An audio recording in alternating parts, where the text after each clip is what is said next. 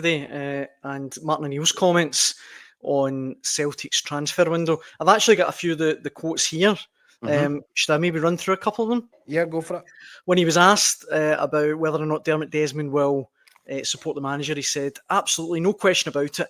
Dermot will have a vision of the football club, but as a club owner and major shareholder and the person who's making decisions, he might see going forward in a different light than the manager. Seriously, he might not always think that spending 14 or 15 million pounds on a player is necessarily the way to go. We have to say, in terms of the dealings in recent times, he might be right. I mean, you mentioned it at the top of the show, but that's pretty, yeah. It leapt out. I mean, you're sitting there and you've got to understand the context as well. And I'm sure everybody for Celtic Persuasion will absolutely know what the context is. That Martin O'Neill and Dermot Desmond remain close, real close. And, you know, I don't think there's anybody, you know, trying to pretend otherwise. Martin O'Neill's remains a close confidant. So for him to say that in the manner in which he said it, which appeared to be, you know, Brendan didn't, Martin. No. Dermot. Dermot doesn't necessarily or hasn't necessarily been impressed by the way the money was spent last summer, was the subtext to it. And we know what that involves. That involves 3 players getting signed for £26 million and Celtic manoeuvring themselves away from a tried and trusted model of player trading in the transfer market to go a little bit more bold, as Brendan Rodgers asked of them to do. Brendan Rodgers won't have changed his mind. Brendan Rodgers will be going into this final part of the transfer window hoping for something similar, hoping to be given funds to be bold, to be brave, to go after a better quality of football player to add to his starting 11. I'm just taking and surmising from the way that Martin O'Neill said that today, that I'm not entirely sure that Dermot Desmond would agree. And it might well be that from a purely business perspective, Celtic see more sense in spreading the chips thin. And we've had this conversation for weeks, Daniel. Yeah. And I've said that this is going to be the really interesting bit. Is Brendan Rodgers going to get his way in this transfer window and what's left of it? Or are Celtic going to stick to their guns and just say, no, this is the way it's going to go from here? And it's as I've said repeatedly as well, I don't think it ends well if Brendan Rodgers is left come the end of, not even the end of this month, if he has to go in, because they didn't have to go into Champions League qualifiers this time last year. So he's got 2 weeks to effectively get his squad ready for the make or break Champions League playoff. The deadline for that is the 14th, so 8 days. Yeah. Well, it's even later. I didn't even realise we were that far into the month already. I'm just going from one show to the next right now, Dan. Days are just running into one another. But yeah, so there you go. Even added levels of urgency required now. And I'm not sure from the noises that we're hearing as if it's certain. I'm still going to go back to it and say I still think Celtic will spend. I still think Celtic will spend significantly. And I still think Brendan Rodgers will have a big influence on the identity of the guys that come in. But I have to be honest with you, you know, I thought these things would be happening long before today, this evening. Aye. Mark in the comments says, any update in the Liverpool lad interest in Celtic? Would think they would be looking for £10 million. I don't know if he means the left back that was at Dundee, whose name escapes me right now. No, it's another player. Check. We're doing that. I think the two of us. Batteries have gone. I think the batteries have gone. I know exactly who he's talking about, and Celtic have been linked to this player for, is it Chetovic or something like that? Celtic have been linked. Sabotage. Yeah. So Celtic have been linked for a number of weeks now. But again, you come back to it. Well, if they were interested a number of weeks ago, there has to be a greater level of urgency. They have to get a move on. And he could well be a player, because it seems to be coming, a lot of it stemming from down south about the Celtic interest, which is always an indicator there might well be no smoke without fire. But again, things are dragging on, and you don't want to get yourself into a position where I don't think this summer, I don't think Celtic need. I think it would be so unnecessary to get themselves into a situation where they're scrambling for signings, you know, just to beat the deadline for the Champions League qualifiers. That is far from ideal on every conceivable level, and yet it looks to be where we might be heading right now. Yeah.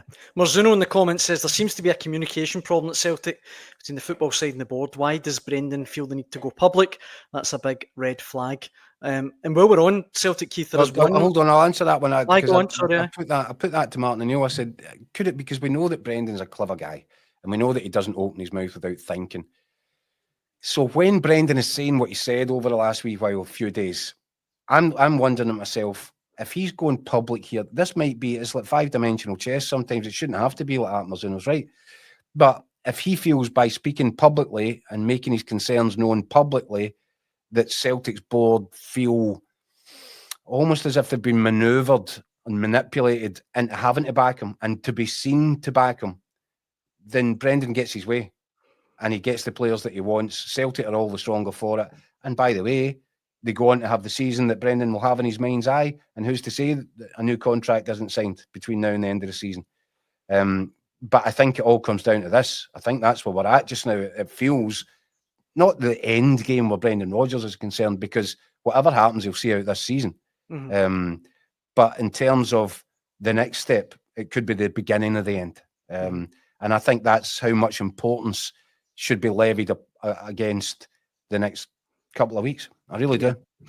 One man that has been linked with Celtic today is another defender, believe it or not, Adam Obert, who is a Slovakian under-21 international, plays for Cagliari in Italy. According to reports in Italy and Slovakia, Celtic have actually bid for him, and they've had a €3.5 million bid turned down. As I say, he's a centre-half, 21 years old. That would seem weird to me, Keith. I mean, they've just signed, and this is what I'm going to call him from now on, Jamai SP. That's in the back of his shirt. I thought it was just JSP. He sounds like a boy band. We'll go with JSP.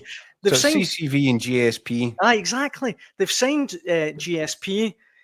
Why would they need another centre-half on top of that? They've got Carter Vickers, Scales, Trusty. See, with stuff like this, that you've got to remember, if somebody says, yep, Celtic made a bid and it was rejected, I didn't hear a timescale getting put on it. So who's to say? I'm sure, maybe Celtic are in there right now. They're trying to get the guy. Another centre half wouldn't make a great deal of sense. Or maybe this was a week, 10 days ago, before they knew if they were definitely getting the deal with Man City to get the loan of your pal, the boy band. So do you know what I mean by that? Aye. And a lot of times clubs will say, "Yep, well, we've had them on the phone," just to try and smoke some interest out elsewhere and to get people to come to the table. Potentially, it's all sorts of ducking and diving at this point in the transfer market. Where Celtic, I think, have left themselves in a difficult position is when they are bidding now. People aren't daft. Other clubs know that Celtic have got to get a squad list together for the Champions League playoff double header, and they can raise their price accordingly. Yeah, and I think. Remember the what was his name? The Bells Hill Bullet. Do you remember him? Tom McKean. No, but go on. You won't remember it, right? He was he was a Scottish guy, obviously runner, 815 middle distance sort of guy. And what he did almost every time he went into a big race is he managed to get himself boxed in, and it became an expression. Oh, he's got McKeaned. And Celtic are making a habit of McKeaning themselves. Aye. Every time they come into one of these windows, and Mick Gannon said last time it cost them because they ended up having to pay over and above what they would probably have considered to be the going rate towards the end of the last summer transfer window. And it might well be that they've got Tom McKean all over again now. So let's see. Marzuno replies to you in the comments saying, if he doesn't get a right wing and a striker, it's over. This isn't a wish list, it's essential. And I couldn't agree that's more totally right. Couldn't agree more. 100% right, Marzuno. Absolutely. Whether or not just any. Not just project players either. He needs ready-made starters. He will want players that he feels improve his first 11, not just from what it is right now, because that wouldn't be too difficult in terms of some of the positions that people are filling in right now. But he'll want to be able to argue or look at it and say, you know what, had we got Kyogo, Kuhn and Jota, that's a good front three. this 3, I believe, can be better than that. Yeah. That's where Brendan Rodgers has to be. He can't be saying, and he said it himself, he's not the man to maintain things and keep things ticking over. He wants to make them better. Yeah. He can't stand still. And if he thinks for a single second it's moving back the way, well, it's as Brendan once said, terminado. And the thing is, look, we don't know what's going to happen in the next couple of weeks. They could pull a couple of rabbits out the hat, but you feel a million miles away from that just right now, don't you? Yeah, but experience tells you that Celtic will spend money, Daniel. I keep coming back to it. So they will. But I wonder if they could have played this. They could have played this a bit smarter. They could have been a bit more decisive. They should be in a stronger position now that the season has started and competitive games are upon the clubs, and Celtic are also preparing for this massive game in the Champions League qualifiers. Celtic should be in a far more advanced stage than they are right now, and I don't think that anybody could reasonably deny that.